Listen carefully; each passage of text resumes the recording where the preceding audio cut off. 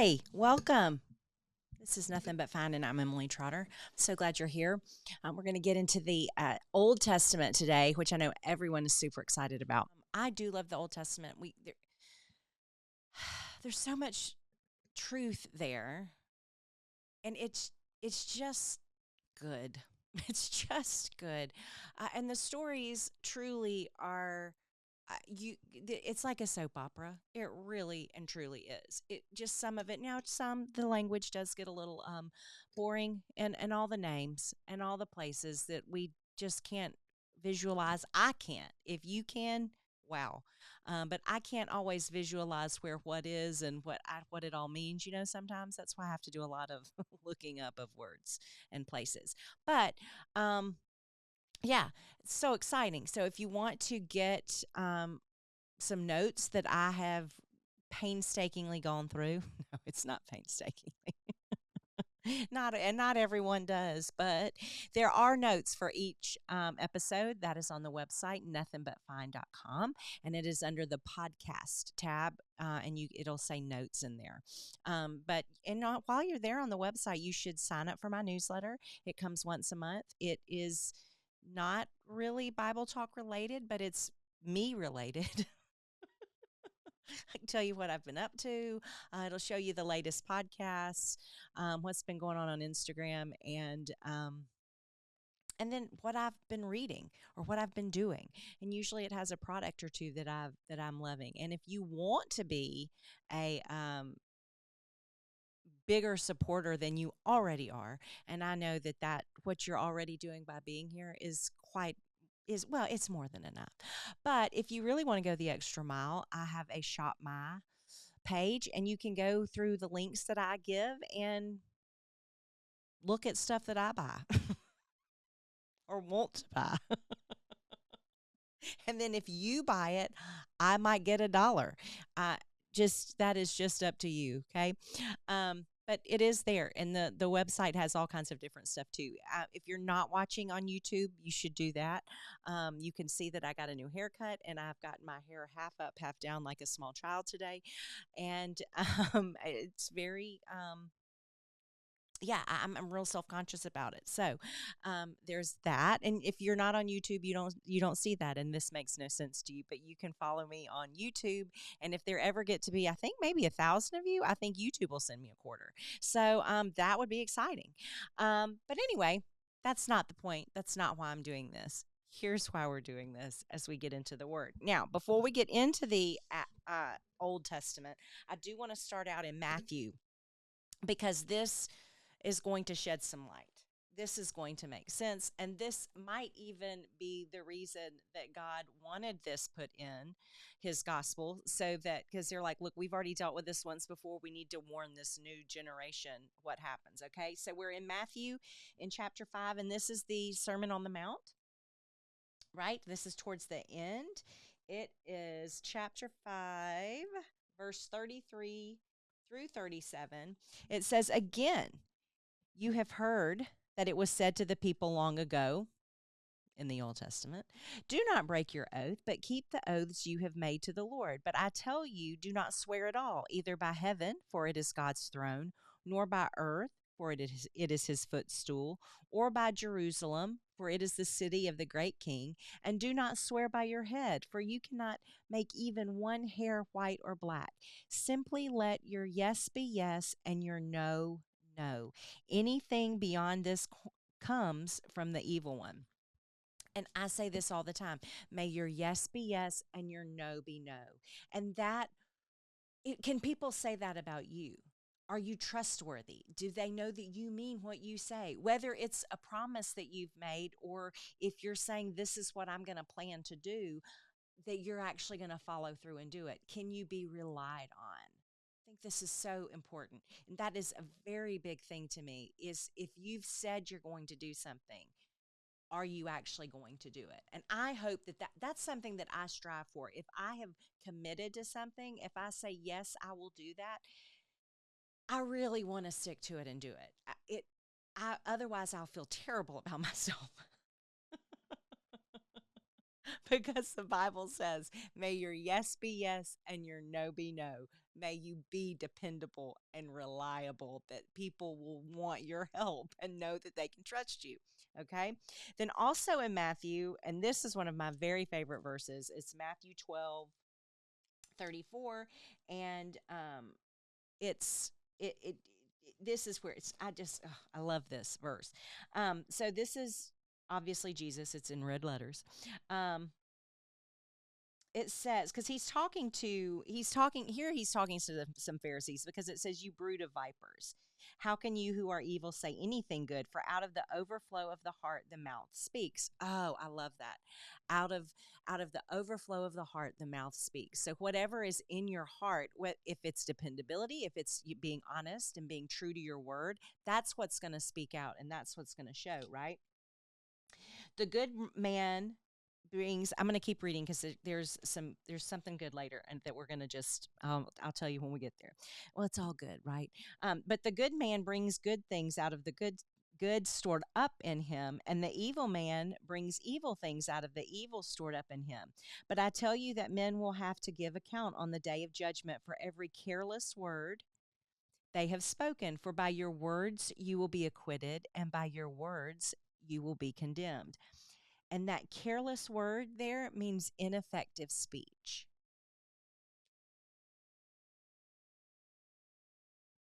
May your yes be yes and your no be no. Okay, remember all of this as we go back into the Old Testament. We're going to be in Hosea. Hosea, I just randomly read this summer. I was like, I need to read something. I need to read my Bible. And I had no plan. I was like, I just need to read my Bible. What should I? And I was like, I need to read something in the Old Testament. I want to read something in the Old Testament.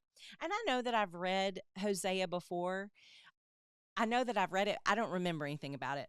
The only thing that I remember about Hosea is that God told him to marry a whore. He married a prostitute, okay? And just as it's a story, y'all. It is a story. So I know that I've read it before, but I don't remember anything other than the wife, right? So, so I started reading Hosea. And I just was, when I got to, well, chapter 10, all of it's great. Chapter 10 really caught my attention, because I was like, man, oh man, does this sound like what we are right now? Does this sound like the world, specifically our country? This is what it sounds like. This is what people, this is unbelievable to me. So the way that it speaks to these times, which also to me, which is why I think the Old Testament is so important, is things are cyclical. We've nothing new is under the sun. All the stuff that happens now has already happened before. Literally, I mean, you read some of these New Old Testament things and you say, I didn't know they did that. I didn't know they were crazy like that in the Old Testament. I thought those sins were things we came up with. I mean, it'll catch you off guard. It will catch you off guard. So when I got to chapter 10, this is chapter 10, verses 1 through 4 in Hosea. It says, Israel was a spreading vine. He brought forth fruit for himself. As his fruit increased, he built more altars. As his lands prospered, he adorned his sacred stones. Their heart is deceitful, and now they must bear their guilt. The Lord will demolish their altars and destroy their sacred stones. Then they will say, we have no king because we did not revere the Lord. But even if we had a king, what could he do for us? They make many promises, take false oaths, and make agreements. Therefore, lawsuits spring up like poisonous weed in a plowed field. Did you hear that? Did you hear what that's saying? Does that not sound like where we are today as a culture and a society? I, I mean, when I was reading this, I was like, I wish someone was here so we could talk about it. But I guarantee you nobody else was reading Hosea on that day, especially with me. It was just me out there. Anyway, so this is what's happened. So Israel had gotten real prosperous. They were doing great. They, however, were taking all the credit for themselves. They were, remember we've talked about this before. If you're just tuning in, let me fill you in. They were told when they went into the promised land that they were to wipe out all the tribes that were living there. I know that that's problematic for people. I'm just telling you what it says. They were supposed to wipe out all the other peoples because they did not worship God. They worshiped other gods. And God is said to them, you need to wipe all these out, knowing that if they did not follow the rules that he was giving them, that it was going to cause them to be led astray, that they would get off track, that they weren't going to be as strong as they thought they were. That's happened to me for sure.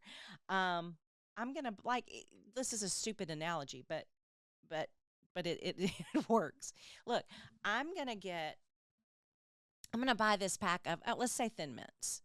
Let's say I'm going to get a pack of Thin Mints from this cute little Girl Scout standing here so I can support her and help her, and maybe it'll help make her day. Maybe it'll make her feel successful. Okay, I'm going to do this. And I am a person that can have Thin Mints in the house and not abuse their proximity to me. I can do that. I can absolutely do that. No, I really can't. Because once you eat one Thin Mint, you're like, well, that barely even counts as a cookie, right? It's so delicious and so refreshing. And the serving size is what? No, they've made a mistake. The serving size is the sleeve. There are only 2 servings in this box. See? I'm not as strong as I think I am. Can I get a witness? Can somebody say amen? Right? So that is why God set up those rules, because he's like, you're not going to make it. You need to just go out and make a clean slate for yourselves. Okay. Now, he gave specific instructions, and there were some groups that they could keep, that could be their servants, that could be, under them. But that's why, and that's what's still going on. That's what's still going on in the Middle East. It just is. Okay. It's since the beginning of time, literally. Okay. So he had made all these rules so that they would not get distracted. And what had Israel done? They were like, yes, we do serve you, God, but there were these other gods around, and we think that maybe we should just thank them too, just in case. We think we should give them some. Because I married this gal, and that's her family's religion, and so this is their God. So just to appease, that's just what we're going to do. Okay? So they had gotten a little off track, and they also started feeling very proud of themselves. They felt like they had done all of this. And so in verse 1, when it says that it was a spreading vine, he brought forth fruit for himself. As his fruit increased, he built more altars. As his land prospered, he adorned his sacred stones. See, that's what that says. He made use. Now, Matthew Henry, who's a great commentator, he said that Israel is a vine that is luxuriant, full, and fruitful, but it is producing all the wrong things.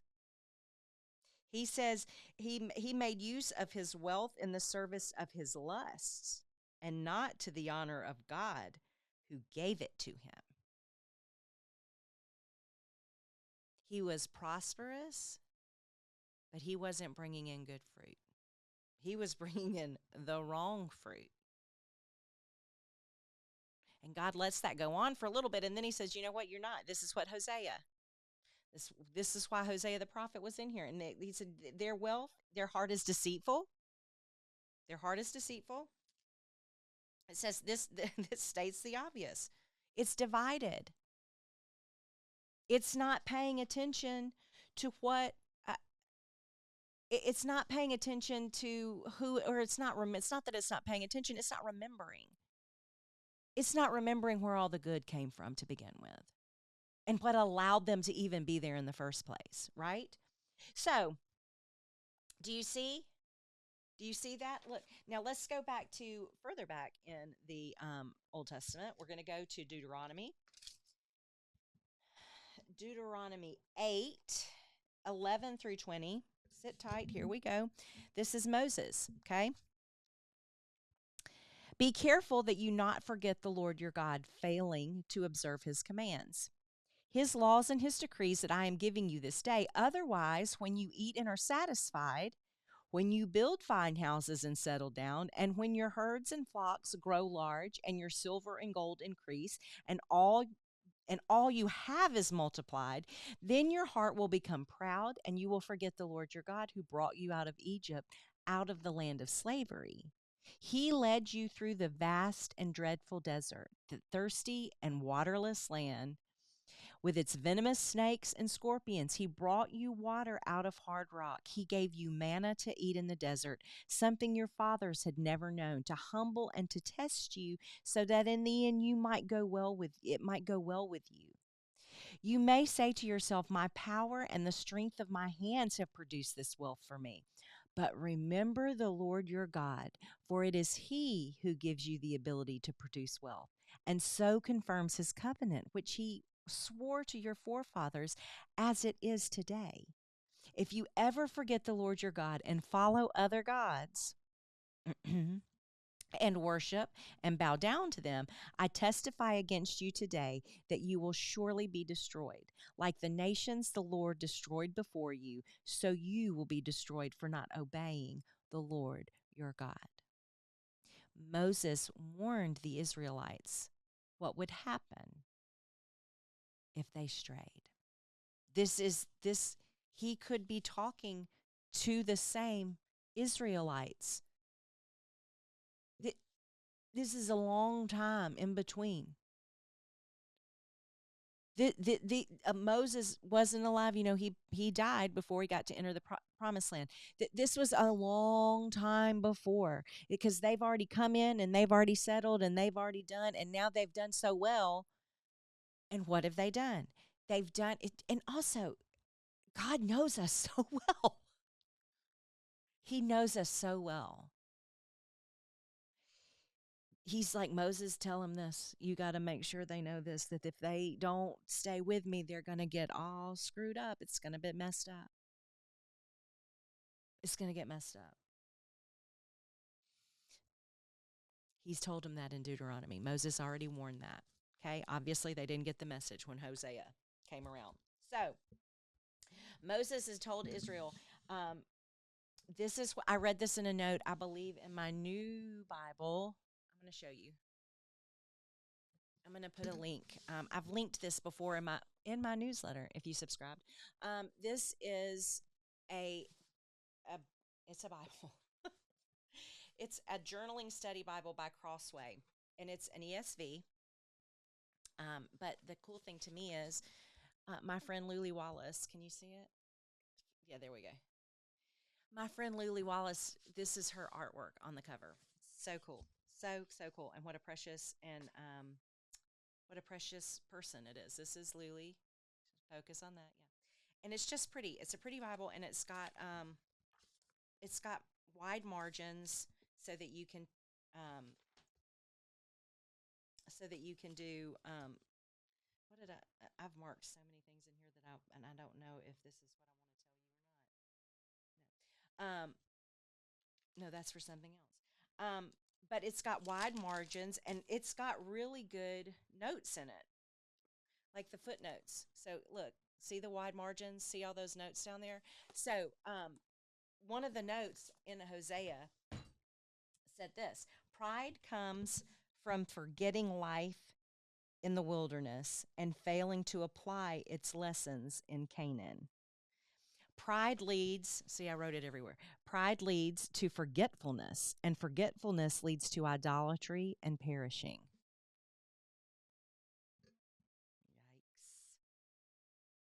Yikes. That pride has gotten them in a mess.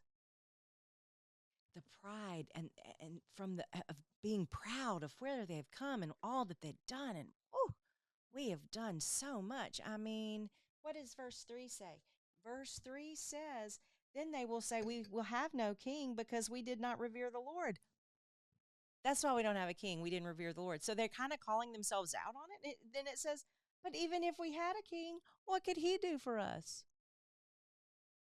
We don't need him. We got it. We can take care of this ourselves. And that's where we get to verse 4, which is where we started. And it says,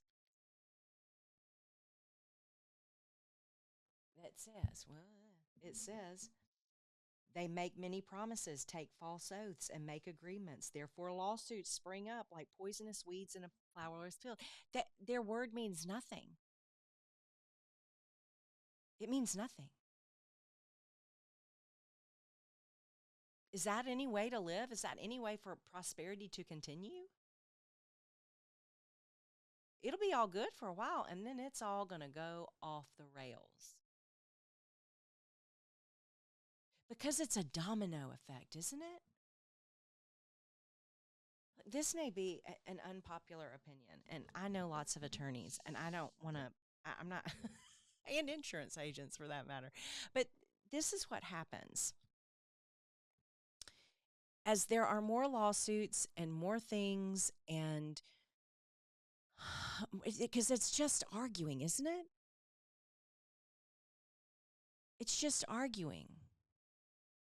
And it's not like you just go and you each state your side and there you go. There's so much more to it now, right? And that makes insurance more expensive. And that makes the cost of things more expensive because everybody's got to pay their insurance. And if insurance is more, then you have to charge more for what you. It's just a vicious cycle. Everything is just passed down to the next passed on, not down, but passed on to the next person. All because their words mean nothing. Are we not in that now?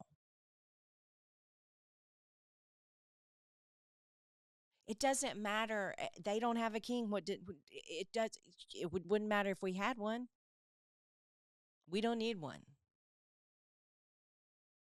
We can do all of this on our own.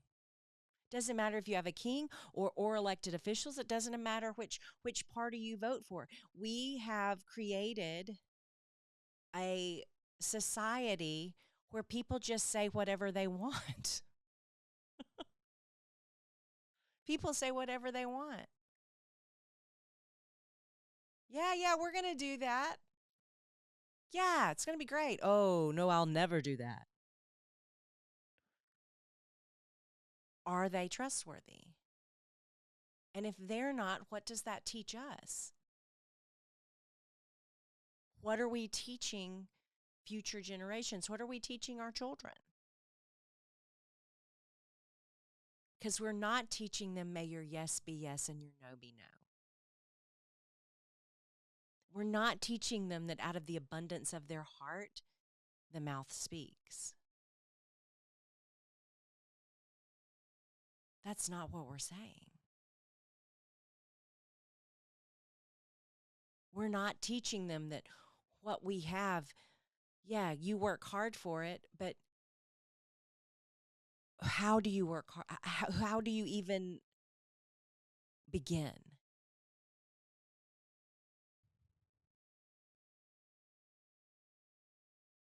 Do you see what I'm saying? It's about being thankful, not complacent or entitled. Because they had gotten complacent. They had gotten so comfortable that they weren't, we did it ourselves. We don't have anybody to thank. We don't need God. We're glad he's there, but I mean, really, we kind of did this on our own. They forgot. They forgot the journey there. And that is such, that's such a thing for all of us. When we've reached those peaks, we forget what we learned in the valley. We forget what we clung to in that valley. When what we should be doing is, number one, when you're in the valley, you've got to remember it. In order to be in a valley, you had to have come from a height. And that you have to, and you may feel like, and your valley may be a straight line for a while. It may be a wide valley. It may have a river that runs through it. It may have really hard things, more than one hard thing to get across in that valley. But what can keep you going is, look, I've already been sustained in this way from this peak to get down here. And I believe that I am going to make it through this. I believe that I am going to get through to a peak, another peak, and be able to look back and look at how God provided for me. And because I know that God's with me, I know that He's with me in this. We can't forget the valley, or as Moses was saying, we can't forget the wilderness. Don't forget what you went through and what you learned. Don't forget how God has provided for you. Don't forget where you've come from. Don't get complacent. May your yes be yes and your no be no.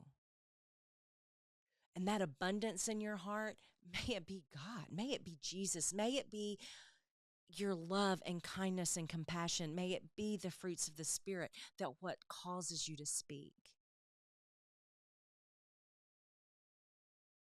May it not be arguments. No wonder there are so many arguments. There's so many trolls. We have such a problem with our children these days just being cut down.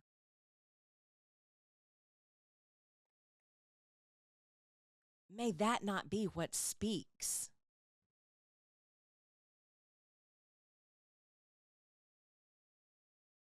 May it be Jesus that speaks.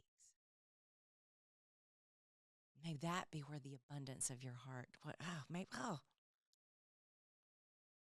that's where the abundance of your heart comes from.